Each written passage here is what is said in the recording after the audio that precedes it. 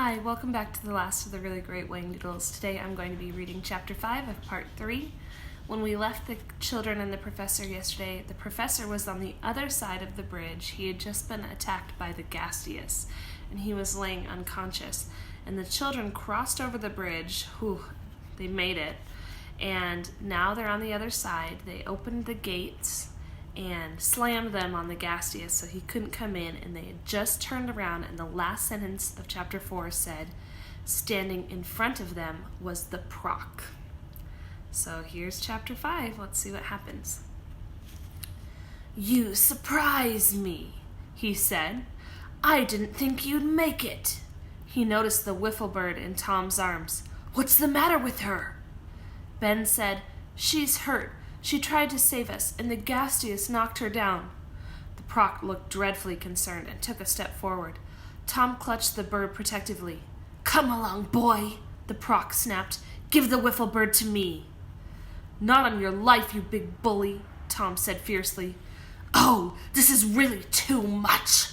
The Proc stamped a long, thin foot in annoyance. "Do you realize the trouble you have caused? This is all your fault. The first accident we've had in the kingdom for a century. If you hadn't been here, none of this would have happened. You're an absolute menace." Tom was so angry that he yelled at the towering Proc. "Our fault, is it? Well, that's a not kind remark. Who sent that monster out there to attack us? Who tipped off the gazooks and the sidewindlers and the swamp gaboons? Who arranged to have Lindy captured by the Splinter Cat? It was all your fault." The boy choked with emotion, and he looked down at the feathered bundle that was laying so still in his arms. "If she doesn't get better, if she dies, I'll never forgive you. Never." The Proc looked at Tom intently. Then he said in a quieter voice, "I suggest you give the bird to me. We know how to take care of her. She will be all right. I promise you." Tom hesitated. Ben said, "Do as he says, Tom." The Proc clapped his hands together. "Guard!" he called. A large sidewindler came around the corner. It looked very startled at the sight of the children. Lindy gave a squeal of fear. "You will not be harmed," the Proc reassured her. He took the wiffle bird from Tom. She was whimpering with genuine pain and sounded very different from the brave bird who had pretended such agony in front of the Splinter Cat. "You sure she'll be all right?" the boy asked anxiously. "You know she was trying to save me when she got hurt." He touched her gently in farewell. "We will do our best," replied the Proc with gravity. He handed the bird to the sidewindler, who walked quickly away. "Now, tell me about your friend, the professor," the Proc said. "Why is he not with you?" "He just couldn't get here," Lindy answered. "He was so tired, and he couldn't see the bridge." "It was all too much for him," explained Ben. "He would have been all right if it hadn't been for the things you put in our way." "He really hasn't been feeling well since we jumped off the brain strain," growled Tom. "That's when it started." "He told us to come on by ourselves," said Lindy. "He said he was sure the Whangdoodle would understand and would see us." "I see." The Proc looked thoughtful, and there seemed to be a trace of disappointment in his voice. Then his expression changed, and he said briskly, "Well, I'm sorry, but this is the end of your journey. I can tell you now that the Whangdoodle will not receive you. You may just as well turn around, find your professor, and go home." "Oh, don't say that!" Ben cried desperately. Tom said, "We promised the professor that we would speak to the Whangdoodle." "I've got to give him his regards," added Lindy tearfully. "There's nothing I can do," said the Proc, and he began to usher them towards the gates. The children hung back. Tom had never felt so depressed. "I want to wait and see if the wiffle bird is going to be all right." Huge tears started to roll down Lindy's face. "We've worked so hard. It just can't end like this. Isn't there something that you can do?" The Proc was shaking his head. "I'm afraid not. You see, But he did not finish, for with a sob, Lindy rushed to his side and flung her arms around him. "Oh, please, please," she begged, and she buried her face in his thick, baggy sweater. She wept as if her heart was going to break. The Proc knelt down beside her. He was very uncomfortable. "Now, Miss Lindy, you mustn't cry. I can't stand to see people cry." Lindy's hands stole up around his neck, and she clung to him tightly. He was red in the face, and he was covered with confusion. Ben and Tom just looked at each other. "It's okay, Lindy," Ben said gently. "I guess it'll have to be like the professor says. Every once in a while people fail in spite of trying. He'll understand." "But I don't understand," she wailed. "At home, if somebody tries really hard and really wanted to see the president, then they could." She gazed imploringly at the Proc. "Dear Proc, couldn't you just this once forget about being in charge and all that sort of thing? Couldn't you speak to the Whangdoodle for us? I wanted to see him more than anything in the whole world." Sorry. She gazed imploringly at the Proc. The Proc hesitated.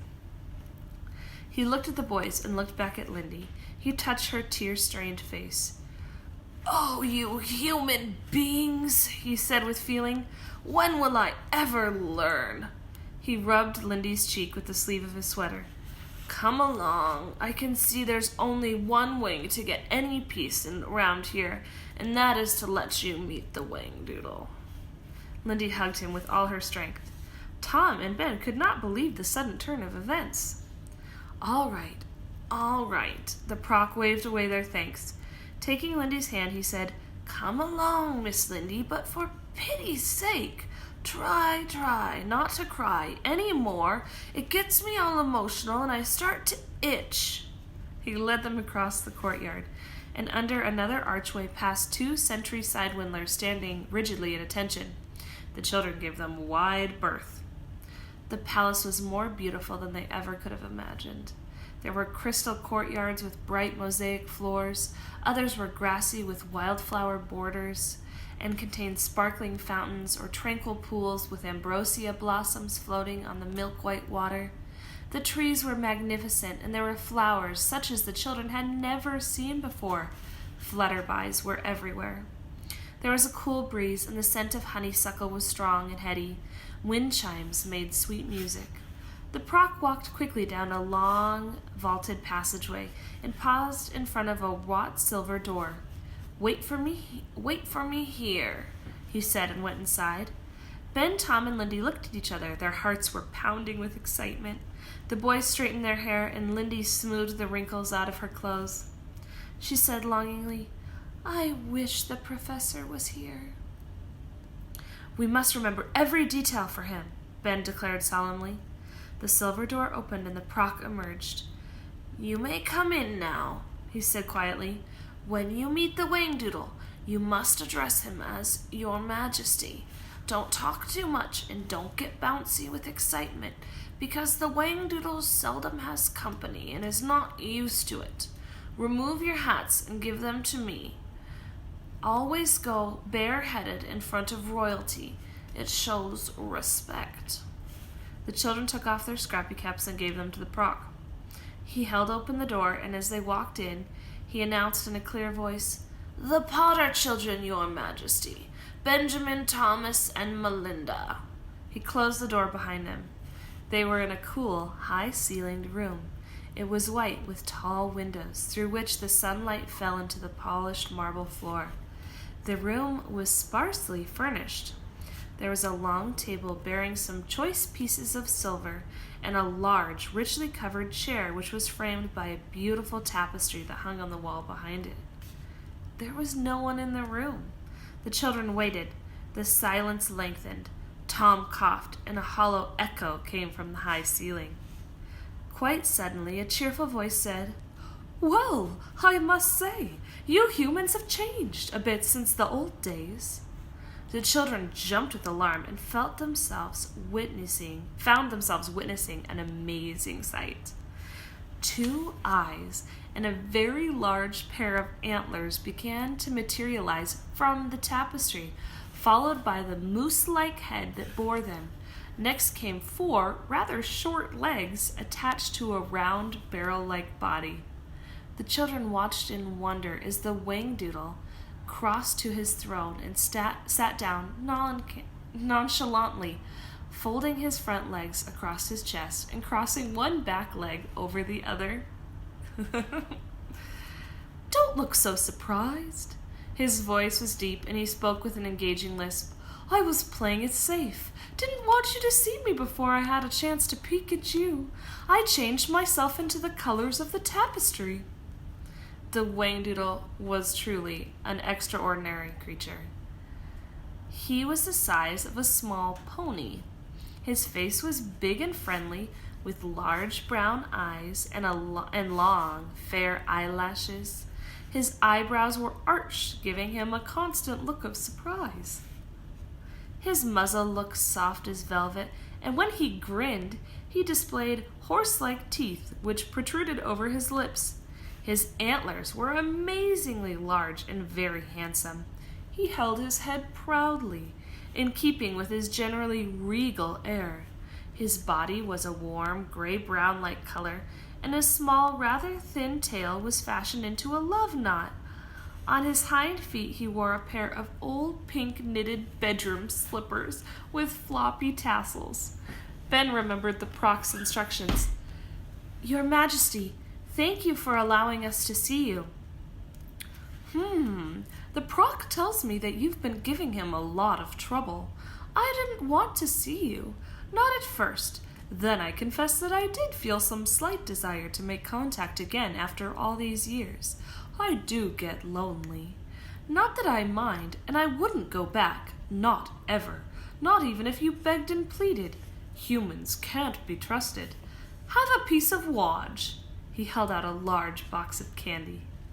The children hesitated. Come on, you must be starving. I'm sure you haven't eaten for ages. They hungrily accepted the delicious sweets. Aren't they good? The Whangdoodle munched one happily. This is my favorite kind. I have a very sweet tooth, you know. Would you like to see it? He asked Lindy. Oh, yes, thank you, Your Majesty. The Whangdoodle grinned. It's this one here, he said, indicating it with his tongue. See the little daisy on it? He has a daisy on his tooth, on his sweet tooth. Why, that is a sweet tooth, Lindy said in surprise. I thought you'd like it. All Whangdoodles are born with one, you know. A shadow passed over his brow. At least, they used to be, he added sadly. He helped himself to another piece of wodge. As I was saying, you look different from the children that I used to know. Cleaner, neater, taller. Are you an exception, or do all children now look like you?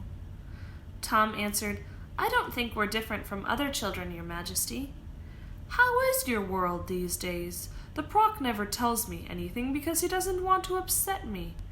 Do you still use that barbaric rat and boiling oil on your enemies? Do you still fight over territory and so on?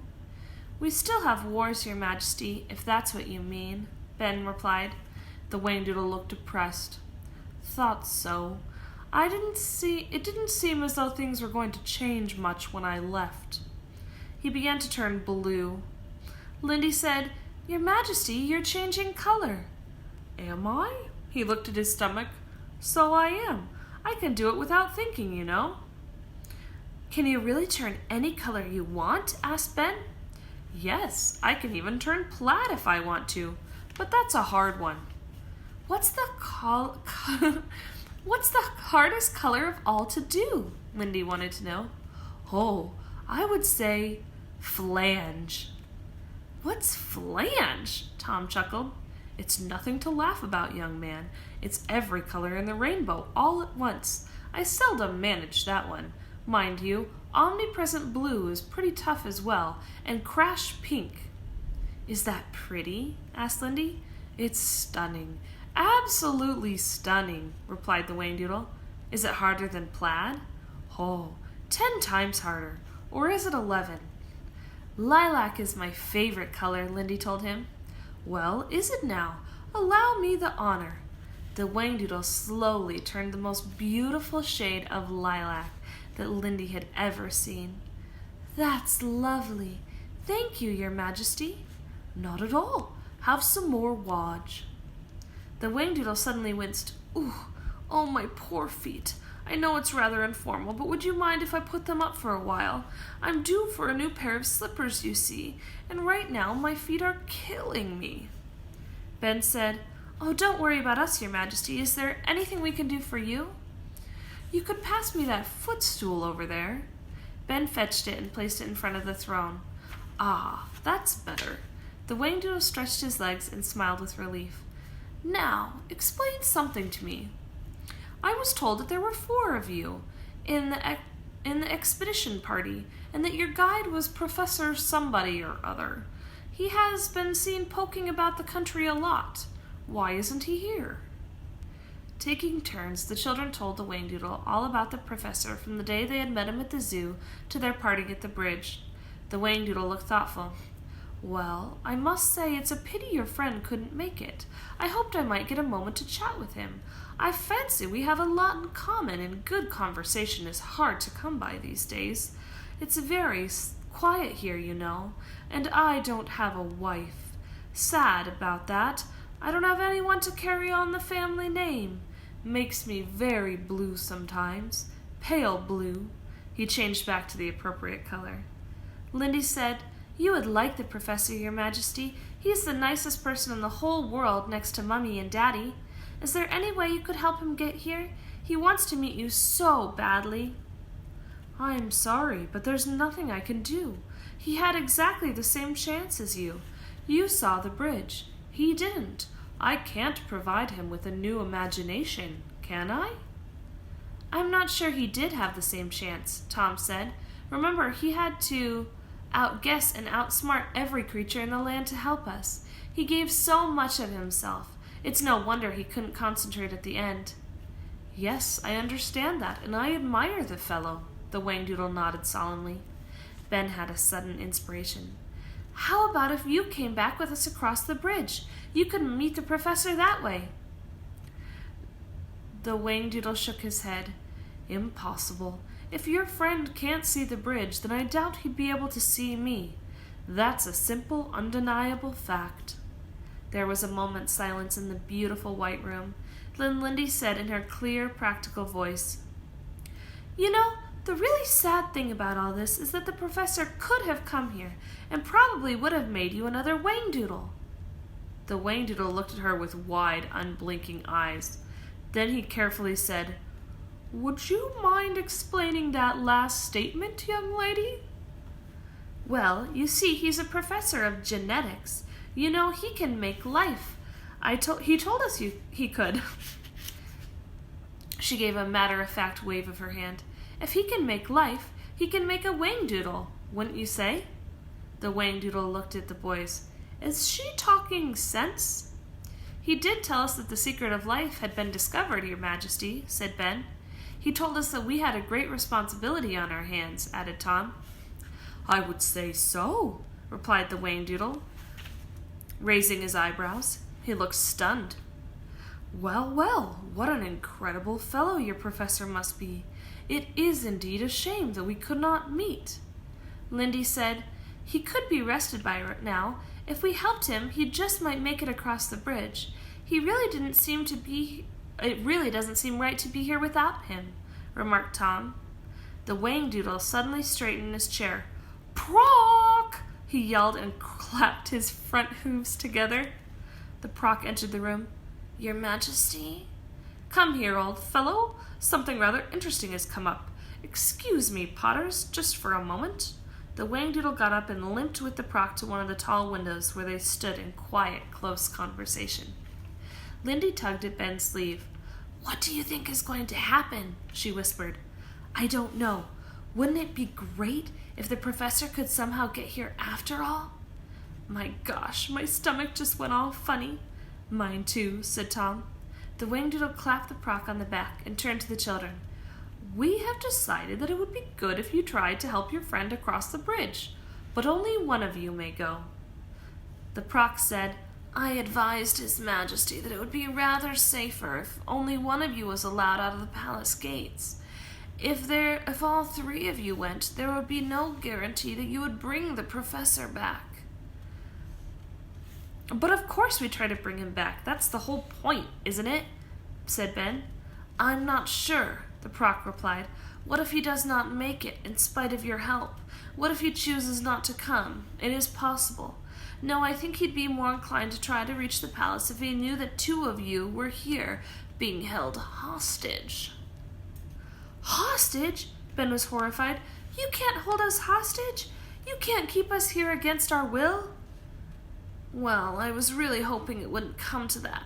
I rather thought you'd see the sense in this, replied the Proc. Tom said, We can leave any time we want. All we have to do is turn around and go home. The Proc smiled. I'm afraid you're wrong there. You see, I have your scrappy caps. There's no going home without them. The children gasped and remembered too late the professor's warning about taking off their scrappy caps. There was a moment's silence. Tom growled. I might have guessed you'd be up to some double-crossing trick. The Whangdoodle interrupted. Oh, now, let's not get in a tizzy. There hasn't been a tizzy around here in years. Have some more wodge and let's discuss this in a civilized manner. Proc, you silly old thing, you do lay it on a bit thick sometimes. This all seems very simple. He looked at the children. You want your professor to meet me. I am most anxious to meet him. The surest way to get him here is for two of you to remain and one of you to go, and that's all there is to it. Now, which one of you will it be? Lindy turned to Ben. Ben glanced quickly at Tom. The Proc leaned across the throne and whispered, Might I suggest the little girl, sire? Really? The Whangdoodle looked surprised. She seems to have the brightest imagination, Your Majesty. Ah, of course, he nodded. Ben stepped forward. We think Lindy should go too, Your Majesty. Very sensible, the Whangdoodle was pleased. Proc, escort the young lady to the bridge, will you? Hey, wait a minute, Lindy protested. I can't cross that big bridge all by myself. What if that awful bird comes back to get me? The Whangdoodle reassured her. I give you my solemn promise that the Gasteus will not bother you. She turned to the boys. Do I have to do this? Must it be me? Lindy, if anyone can convince the professor to cross that bridge, it's you. He'll listen to you. Ben placed his hands on her shoulders and looked at her solemnly. Think about how important this is to the professor. Remember all that he has done for us. Can you be very brave and do this for him? Tom said, Remember Halloween, Lindy. You were terrific then. Lindy thought about it. Oh, rats, she said in a resigned tone. But I'll need my scrappy cap. I can't go without my scrappy cap. The Whangdoodle nudged the Proc. Get her a scrappy cap. Your Majesty, is that wise? The professor just might send her on home. The hats are the secret, you know. That's what helped them to get here. Yes, and if they hadn't come, we'd never heard of this remarkable discovery. It's a risk, and we have to take it. Give her the scrappy cap, silly. The Proc reached into his pocket and produced Lindy's bonnet. She put it on. The Whangdoodle rose from his chair. Miss Potter, I cannot begin to impress on you the importance of this mission. If you can help your friend to cross the bridge and return to the palace, you will be doing both me and my country a vital service. His coming here could be the most significant thing to happen to us in a long, long time. He produced a beautiful gold ring. Take this ring with you and show it to your professor. It may help. Lindy gulped. Goodbye, everyone. She reached up for the Proc's hand. They walked together through the courtyards and the gardens and back to the bronze gates. The Proc swung them open wide. Lindy's heart sank as she gazed out at the long silk span that stretched out in front of her. It seemed a tremendous distance to the other side. I wish I didn't have to do this, she said in a small voice. The Proc was suddenly surprisingly gentle. I will stand right here and wait for you. There is no need for you to be afraid. You couldn't come with me? I'm afraid not. I don't think the professor would be able to concentrate if I were around. Okay, well, here I go. Lindy took a deep breath, grasped the silk handrails, and firmly began to walk. And that's the end of chapter 5. I'll read chapter 6 next time.